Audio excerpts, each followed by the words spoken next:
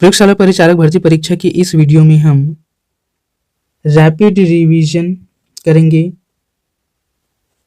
Quick revision करेंगे physics के important questions का। चलिए स्टार्ट करते हैं। पहला प्रश्न है, जब तक नाविक आगे की दिशा में कूदता है तब नाव पीछे की तरफ हट जाती है। यह उदाहरण न्यूटन के कौन से नियम को दर्शाता है? जब नाविक आगे की दिशा में कूदता है तब नाव पीछे की ओर हट जाता है। यह न्यूटन की गति के तीसरे नियम को, जो क्रिया और प्रतिक्रिया पर आधारित है, इसे दर्शाता है। ऑप्शन सी इस प्रश्न का सही आंसर है। अगला प्रश्न है, जब तक किसी पिंड पर असंतुलित बल लागू किया जाता है तब तक इसकी खाली स्थान में निरंतर परिवर्तन होता रहता है। इसका आंसर है, जब तक किसी पिंड पर असंतुलित बल लागू किया जाता है तब तक उसकी चाल में निरंतर परिवर्तन होता रहता है। ऑप्शन सी इस प्रश्न का सही आंसर है। अगला प्रश्न है, निम्नलिखित में से कौन सा न्यूटन की गति के तीसरे नियम के उदाहरण है? न्यूटन की गति का तीसरा नियम, इसके उदाहरण पूछा है। पहला कथन है, जब एक बस अचानक चलती है तब यात्रियों को पीछे की ओर झटका लगता है। क्या यह न्यूटन की गति का तीसरा नियम है? नहीं। चलिए कमेंट में बताइए, ये न्यूटन की गति का कौन से नियम में आता है? दूसरा है, रॉकेट लॉन्च करना। क्या यह न्यूटन की गति का तीसरा नियम है? ये भी नहीं है। इसको भी कमेंट में बता सकते हैं कि यह रॉकेट लॉन्च न्यूटन की गति के किस नियम पर आधारित है, या यदि यह न्यूटन की गति का नियम पर आधारित नहीं है तो किस सिद्धांत पर कार्य करता है। अगला ऑप्शन है, तेजी से आती हुई क्रिकेट गेंद को पकड़ते समय गतिमान गेंद के साथ धीरे धीरे अपने हाथ पीछे की ओर ले जाता है। ये जो है, ये न्यूटन की गति का तीसरा नियम का उदाहरण है। एक क्रिकेटर तेजी से आती हुई गेंद को पकड़ने के लिए अपने हाथ को गेंद के संपर्क में आने से पहले थोड़ा सा पीछे की ओर लेकर उस गेंद को पकड़ता है। ठीक है, ये न्यूटन की गति का तीसरे नियम का उदाहरण है, ताकि हाथ और गेंद के बीच के संपर्क समय बढ़ जाए और गेंद हाथ में आए तो कम बल प्रेषित करें। ठीक है, जब हम पैडल चलाना बंद कर देते हैं तो साइकिल धीमी हो जाती है। ये किसका उदाहरण है? ये घर्षण के नियम का उदाहरण है। ठीक है, तो इस प्रश्न का आंसर है ऑप्शन सी। ठीक है, यह न्यूटन की गति के तीसरे नियम का उदाहरण है। अगला प्रश्न है, जब एक गिलास पर रखे गए कार्ड को उंगली से धक्का दिया जाता है। जब एक गिलास पर रखे गए कार्ड को किससे धक्का दिया जाता है? उंगली से धक्का दिया जाता है, तो उस पर रखा सिक्का गिलास में गिर जाता है। यह कथन किस नियम को व्याख्यायित करता है या व्याख्या करता है? दिए गए ऑप्शन है, न्यूटन का गति विषयक तीसरा नियम, न्यूटन की गति का तीसरा नियम की व्याख्या करता है बोला गया है। अगला है, ऊर्जा संरक्षण के सिद्धांत की व्याख्या करता है, जड़त्व के नियम की व्याख्या करता है, और अंतिम है, संवेग संरक्षण के सिद्धांत की व्याख्या करता है। इसका आंसर है, यह जो है वो जड़त्व के नियम की व्याख्या करता है। जब एक गिलास के ऊपर एक कार्ड रखा है और जब कार्ड को क्या किया जाता है, और कार्ड के ऊपर एक क्या रखा है? सिक्का रखा है। ठीक है, जब इस कार्ड को उंगली से धक्का दिया जाता है तो ये कार्ड तेजी से आगे की ओर खिसक जाता है, लेकिन कार्ड पर रखा ये सिक्का जड़त्व के कारण, स्थिरता के जड़त्व के कारण स्थिर बना रहता है, और जब ये कार्ड आगे की ओर खिसक जाता है तो यह गिलास में गिर जाता है। ठीक है, यह जड़त्व के कारण होता है। अगला प्रश्न है, एक सेल के विस्फोट के बाद कई टुकड़े अलग अलग दिशाओं में उड़ जाते हैं। इस स्थिति में क्या संरक्षित रहता है? जब एक सेल विस्फोट होता है तब इसके टुकड़े अलग अलग दिशाओं में उड़ जाते हैं, लेकिन इस स्थिति में जो संरक्षित रहता है उसके बारे में पूछा है। बल, स्थितिज ऊर्जा, संवेग, कार्य, क्या है जो संरक्षित रहता है? इसका आंसर है संवेग। संवेग संरक्षित रहता है, ऑप्शन सी। अगला प्रश्न है, एक वस्तु स्थिर है तो बल अभी भी इस पर कार्य कर रहा है। एक वस्तु जो स्थिर है तब उस पर कौन सा बल कार्य कर रहा है पूछा गया है। आवेग, भार, संवेग, त्वरण। क्या कार्य करता है जब वस्तु स्थिर रहता है? इसका आंसर है भार। जब ये कोई वस्तु है या स्थिर अवस्था में है तब भी इसका भार इस पर कार्य करता है, ठीक है। भार भार क्या होता है? द्रव्यमान गुणित त्वरण, ठीक है। अगला प्रश्न है, यदि 10 न्यूटन और 5 न्यूटन 10 न्यूटन और 5 न्यूटन के दो बल एक वस्तु पर एक ही दिशा में लगाए जाते हैं, एक वस्तु है उस पर एक ही दिशा में लगाए जाते हैं, तो वस्तु पर कार्यरत कुल बल कितना होगा? जब दो बल है किसी वस्तु पर एक ही दिशा में लगाया जाता है तो ये बल आपस में जुड़ जाता है, ठीक है। तो ये कितना हो जाएगा? 15 न्यूटन, ठीक है। लेकिन जब यही बल विपरीत दिशा में लगाया जाते तो ये क्या हो जाता? घट जाता, और ये कितना होता? 5 न्यूटन, ठीक है। तो इसका आंसर है ऑप्शन डी, 15 न्यूटन हो जाएगा जब एक ही दिशा में लगाया जाएगा। अगला प्रश्न है, एक वस्तु एक नियत वेग से उत्तर की दिशा में गति करती है, ठीक है। एक वस्तु नियत वेग से उत्तर की दिशा में क्या कर रही है? ये इस दिशा में गति कर रही है। वस्तु पर लागू नेट बल होगा, तब वस्तु पर कितना नेट बल लागू होगा पूछा गया है। 0, उत्तर की ओर, पूर्व की ओर, दक्षिण की ओर। इस वस्तु पर लागू नेट बल क्या होगा? 0 होगा, ठीक है। अगला प्रश्न है, खालिस्तान प्रकृति में अकेला कभी नहीं होता। हमने इस पर बात की है। क्या प्रकृति में अकेला कभी नहीं होता? बल प्रकृति में कभी अकेला नहीं पाया जाता, ठीक है। ऑप्शन डी इस प्रश्न का सही आंसर है। बल हमेशा डबल रूप में पाया जाता है, एक क्रिया या प्रतिक्रिया के फॉर्म में, ठीक है। बल कभी भी सिंगल नहीं पाया जाता। अगला प्रश्न है, स्थिर या गतिज अवस्था में परिवर्तन का विरोध करने की एक वस्तु की प्रवृत्ति को कहा जाता है, क्या कहा जाता है? स्थिर या गतिज अवस्था में परिवर्तन का विरोध करने की एक वस्तु की प्रकृति को जड़त्व कहा जाता है। ऑप्शन ए इस प्रश्न का सही आंसर है।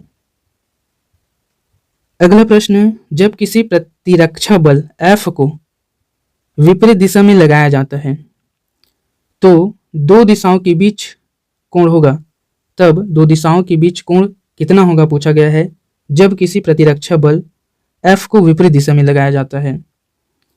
इसका आंसर है ऑप्शन ए 180 डिग्री होगा, ठीक है।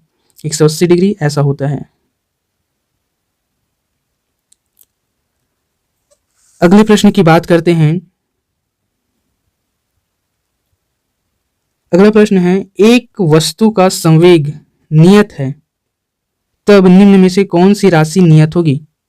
जब संवेग नियत है तब ऑप्शन में से बताना है कि कौन सी राशि नियत होगी। बल, वेग, त्वरण, ये सभी। इसका आंसर है वेग नियत होगी, ठीक है। एक वस्तु का संवेग नियत है तब निम्न में से कौन सी राशि नियत होगी? वेग नियत होगी। संवेग क्या होता है? द्रव्यमान गुणित वेग होता है, ठीक है। तो जब संवेग नियत है तो उसका वेग भी क्या होगा? नियत होगा, ठीक है। अगला प्रश्न है, गति का द्वितीय नियम दर्शाता है। गति का द्वितीय नियम किसे दर्शाता है? दिए गए ऑप्शन हैं। वस्तु की गति में परिवर्तन की दर लागू शुद्ध बल के साथ बदल जाएगी, इसे दर्शाता है? नहीं। जब शुद्ध बल लागू होता है तो प्रत्येक वस्तु एक अमान गति से गतिमान होगी। ये एक समान है, ठीक है। इसका क्या है? ये एक समान है, एक समान। जब शुद्ध बल लागू होता है तो प्रत्येक वस्तु एक समान गति से गतिमान होगी, नहीं, ये भी नहीं होता। प्रत्येक वस्तु स्थिर या एक समान गति की अवस्था में रहेगी जब तक कि शुद्ध बल को क्रिया से इसे अवस्था में बदलने के लिए मजबूर नहीं किया जाता, ये भी नहीं है। अगर ऊपर के तीनों नहीं हैं तो स्वाभाविक बात है लास्ट ऑप्शन सही होगा। किसी वस्तु की गति के परिवर्तन की दर, किसी वस्तु की गति के परिवर्तन की दर शुद्ध बल की दिशा में वस्तु पर लागू शुद्ध बल के अनुपातिक होता है। ठीक है, ये ऑप्शन सही है गति के द्वितीय नियम के लिए। गति के द्वितीय नियम के लिए क्या सत्य है? किसी वस्तु की गति के परिवर्तन की दर शुद्ध बल की दिशा में वस्तु पर लागू शुद्ध बल के अनुपातिक होता है। अगला प्रश्न है, एक निकाय के संवेग में परिवर्तन की दर खाली स्थान के समानुपाती होता है। एक निकाय के संवेग में परिवर्तन की दर उस पर लगाए गए बल के समानुपाती होता है। ठीक है, ऑप्शन बी इस प्रश्न का सही आंसर है। अगला प्रश्न है, गति का द्वितीय समीकरण खाली स्थान के बीच संबंध प्रदान करता है। गति का द्वितीय समीकरण स्थिति और समय के बीच संबंध प्रदान करता है। ठीक है, ऑप्शन सी स्थिति और समय के बीच गति का द्वितीय समीकरण संबंध प्रदान करता है। आपको कमेंट में बताना है गति का फर्स्ट नियम किसके किसके बीच संबंध प्रदान करता है। गति का फर्स्ट नियम हमने इस पर बात की है, देखते हैं किसको किसको याद है। अगला प्रश्न है, किसी रॉकेट का प्रक्षेपण न्यूटन के किस नियम पर आधारित होता है? किसी रॉकेट का प्रक्षेपण न्यूटन के किस नियम पर आधारित होता है? हमने इस पर भी चर्चा की है पिछले वीडियो में। चलिए इसका आंसर मैं बता देता हूं आपको। किसी रॉकेट का प्रक्षेपण न्यूटन के तृतीय नियम पर आधारित होता है। ठीक है, ऑप्शन बी गति का तृतीय नियम पर आधारित होता है रॉकेट का प्रक्षेपण। ठीक, अगला प्रश्न है, वायु में वायुयान एवं पंछी के मध्य टक्कर से वायुयान की तुलना में पंछी द्वारा अनुभव होने वाला बल है। क्या बोला गया है? वायु में वायुयान एवं पंछी के मध्य अगर टक्कर होता है तब वायुयान की तुलना में पंछी द्वारा अनुभव होने वाला बल है। तब यदि वायुयान और पंछी का टक्कर होगा तब वायुयान की तुलना में पंछी द्वारा उस टक्कर में जो बल अनुभव किया जाएगा उसके बारे में बताया गया है। बहुत अधिक होगा, बराबर होगा, कम होगा, शून्य होगा? इसका आंसर है बराबर होगा। ठीक है, जब वायुयान और पंछी दोनों आपस में टकराएंगे तो दोनों किस प्रकार का बल अनुभव करेंगे? बराबर बल का अनुभव करेंगे। ठीक है, ऑप्शन बी इसका सही आंसर है। अगले प्रश्न की बात करते हैं, द्रव्यमान गुणित त्वरण को क्या कहा जाता है? बल का फार्मूला क्या होता है? द्रव्यमान गुणित त्वरण। ठीक है, तो यह आंसर आ जाएगा ऑप्शन सी, बल कहा जाता है द्रव्यमान गुणित त्वरण को। अगला प्रश्न चैप्टर 8 की वृत्तीय गति एवं घूर्णी गति से लिया गया है। ठीक है, वृत्तीय गति एवं घूर्णन गति या घूर्णी गति से आगे के प्रश्न लिए गए हैं। अगला प्रश्न है, एक समान गति से घूर्णित शाफ्ट में धागे से एक गेंद बंधी है।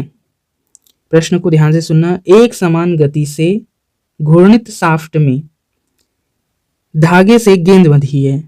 शाफ्ट के अचानक रुकने पर धागा शाफ्ट पर लिपटने लगता है और गेंद का कोणीय वेग, और तब गेंद का कोणीय वेग क्या होगा पूछा है?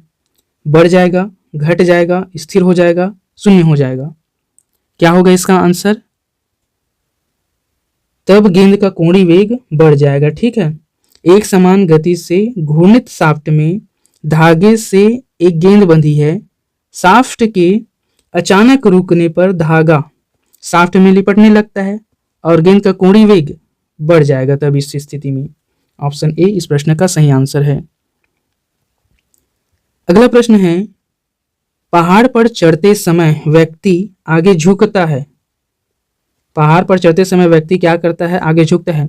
यदि आप कल्पना करें किसी ऊंचे स्तर पर चढ़ाई करने की, तब आप थोड़ा सा झुक कर उस ऊंचाई पर चढ़ने का प्रयास करते हैं। उस स्थिति में क्या होगा पूछा गया है, जिससे फिसल न जाए? क्या आप फिसलन से बचने के लिए आगे थोड़ा झुकते हैं चढ़ते समय, या चाल बढ़ जाए या तेजी से चढ़ सके इसलिए झुक कर चढ़ते हैं, या थकान कम हो इसलिए जो थोड़ा झुक कर चढ़ते हैं? अगला ऑप्शन है स्थायित्व, स्थिरता में वृद्धि हो इसलिए थोड़ा झुककर ऊंची सतह पर चढ़ते हैं। क्या वजह है आपके किसी ऊंची सतह पर चढ़ने के लिए आगे की ओर थोड़ा झुकने का? इसका आंसर है ऑप्शन डी, स्थायित्व स्थिरता में वृद्धि हो इसलिए ऊंची सतह पर चढ़ते समय थोड़ा सा झुका जाता है। ऑप्शन डी इस प्रश्न का सही आंसर है। यदि आपका कोई क्वेश्चन है या कोई एडवाइस है तो हमें कमेंट में लिख भेजिए। आप हमें सपोर्ट करने के लिए चैनल को सब्सक्राइब कर शेयर कर दीजिए, साथ ही बेल आइकन को प्रेस कर दीजिए ताकि आपको न्यू वीडियो का नोटिफिकेशन मिल सके। मिलते हैं अगले वीडियो में। Have a great day.